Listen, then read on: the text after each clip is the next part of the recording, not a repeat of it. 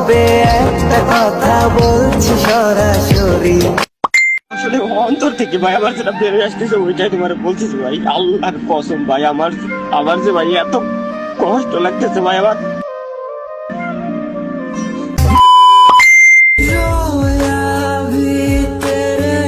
যেটুকু সময়ে তুমি থাকো পাশে, মনে হয়